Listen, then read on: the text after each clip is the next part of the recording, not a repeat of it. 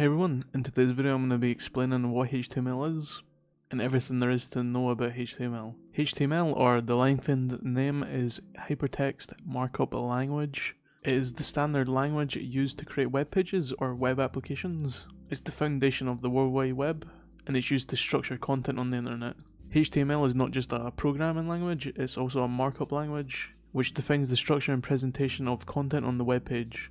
I'm going to be explaining multiple different things throughout the video. I'm not sure how many points I'll go over, but I hope this video will be helpful for someone out there. The basic structure of a HTML document is structured as a series of elements closed in tags. HTML documents have a standard structure, and the standard structure is typically less than, exclamation mark, doc type, greater than. And then that standard structure is followed by HTML, head, and body. From the code that I've typed up right here, you can see that the doc type is HTML, and I use the HTML tag.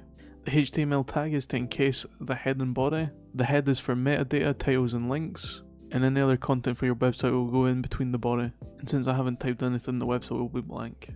The next section I'm going to be covering is elements and tags. HTML elements are basically the building blocks of every website. Each element is enclosed in tags, which are defined by angle brackets, and the elements can be nested inside other elements. For example, if I replace content goes here with the following: tag name, content goes here, tag name, and select save, you'll see if you open the HTML file, the text appears, and you can change this text to whatever you want. For example, I love anime. If I refresh the page, the text will change. The next section is attributes. HTML elements can have attributes that provide additional information about the element, and attributes can be placed inside an opening tag and have a name and a value. If I come under my tag name and type the following, ahref equals quotation marks with a website in it, and write text, click here, then I close off both sides with a less than and greater than, and select save. If I come to the website and refresh, a click here link will appear, and you can change this link to whatever you want. For the demonstration, I'll change it to my YouTube channel. Select save or Control S, and if I refresh, it will change the link, and if I click the link, it will bring me to my YouTube channel. This HTML line is how you create hyperlinks. All you have to type is less than, a, and greater than, which is the anchor element, and the href attribute defines the URL to which the link points to. Now the next section is text content. You can add various types of text content to your webpage, including headings, paragraphs, and lists. These are the less than and greater than h1 and h2. For headings, paragraphs is less than and greater than p, and lists can use less than, greater than ul, ol, or li. For the example of the video, I already typed out everything. For h1, that is your first heading, and this heading will be the largest on your page, as you can see right here. h2 will be the next heading, which will make the heading even smaller.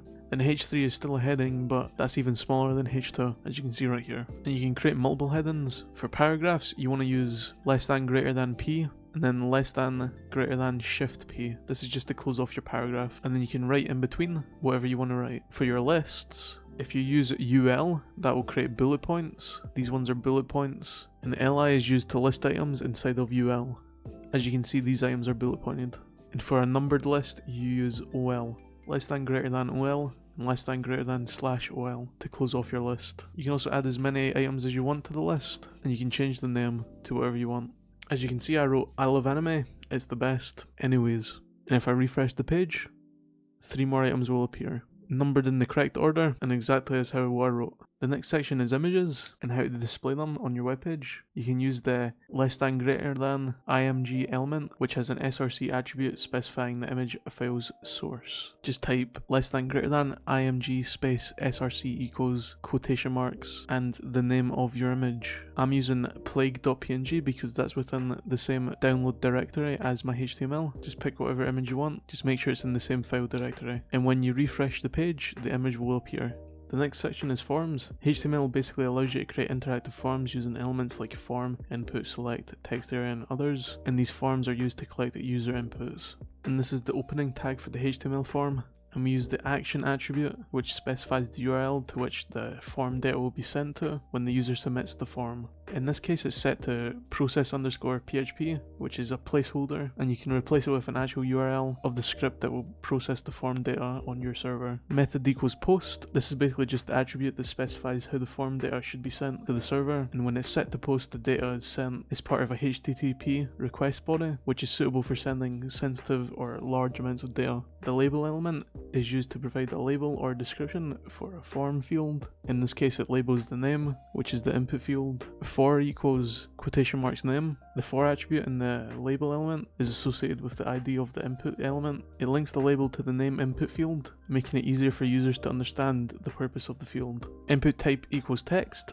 This is basically just an input field for the text, which allows users to enter text data. ID equals name. The ID attribute uniquely identifies the input field, making it easier to manipulate the field using JavaScript or to associate it with the label. Name equals name. The name attribute specifies the name of the input field. When this form is submitted, the data will be sent with this name, which can be used to identify the input on the server. In the final part required, the required attribute indicates that the name field must be filled out by the user before the form can be submitted. And the next two sections are basically just the exact same, except from this is where you type email, and this one is where you type comments. In the comment section though, we use text area, which allows users to enter multi-line text, and the rows and columns attributes define the initial number of rows and columns visible in the text area. And then you have input type equals submit. This is an input field, and it creates a button that when clicked will submit the form data to the URL specified in the action attribute. And the value equals submit is the value attribute that sets the text that appears on the submit button. And then you close out the form by using the /form tag, which indicates the end of the form section. And if you refresh your page, you'll see that you'll have your name, email and comment sections, where you can type your name, your email, and whatever comments you want to send, and then you can select submit. Now since we use the required attribute, you'll notice that when we press submit without having anything written into the name or email, it will ask us to please fill out this field. Now the next section is multimedia. You can basically embed multimedia elements like audio and video using the audio and video tags, like how I've already done right here. H2 and H2 are both just headings, and you can type whatever you want into there. I just typed listen to music and watch a video. The top one is the music and the bottom one is the video. I'll explain the audio one first. The audio element is used to embed an audio file on the web page. The controls attribute is added to provide a standard audio playback controls, such as play, pause, and volume adjustment for the user. Inside the audio element is a source element. This element specifies the source of the audio file and its type. For this example, I'm just using a placeholder. src equals music.mp3. This just basically specifies the source file, and you can replace this with an actual URL or a file path of your audio file, and the type indicates the type of the audio file, and we use the audio/mpeg for the mp3 format. And we have this text directly below it. Your browser does not support the audio element. This text just basically serves as a fallback for browsers that don't support the audio element. So if the user's browser can't handle audio, this message will be displayed instead. And then we use the /audio to close off the tag. Now for the video section, the video element is used to embed a video file on the web page. The controls attribute is basically the same standard. It provides video playback controls similar to the audio element, and we also use a width attribute which is set to 400 to specify the width of the video player. Inside the video element there's a source element that specifies the source video file and its type. Just like the audio, you can replace video.mp4, and then we have a fallback message which is basically the exact same that states your browser does not support this video element, and then we have the closing tag /video. These two multimedia elements only work if you're using files on your own desktop. The next section is tables. Tables are created using the table, table row, table data, and table header elements, and they are used to display tabular data. H2 is just a heading. You just type whatever tags you want in there. I just typed tabular data, and then table is the opening tag for the table element. These tables can be used to organize and display data in rows or columns. TR stands for table row, and this is used to define a new row within a table.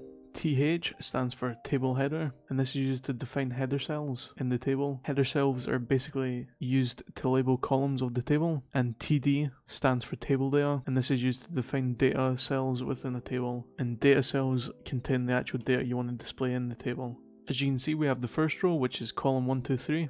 That'll be your first one, column 1, 2, 3. Second row is data 1, 2, 3. That we have your second row, which has data 1, 2, 3. And then your third row, which will display your third row, data 4, 5, and 6. The next section is semantic elements. HTML5 introduced semantic elements like header, nav, main, and footer, and there's many others. These elements provide meaning and structure to your content, helping search engines and accessibility tools better understand the page. Header represents the top section of your web page. This is typically used for including content like your website's logo, site title, and possibly slogan or tagline. Nav is another semantic element which is used for the navigation menu of your website. It's where you would include different links to different sections of your webpage. The main element represents the main content of your webpage. This is where you should place the primary content you want your visitors to see and interact with. The footer element represents the bottom section of your webpage, typically used for content like copyright information, contact details, and other footer related content. These are the main HTML basics explained. I didn't go much into CSS or JavaScript. I'll probably make a separate video on those, but basically CSS is responsible for the structure of your webpage. Basically the presentation and styling are achieved using CSS. CSS can be included in the HTML document with a style tag, but typically you use an external style sheet.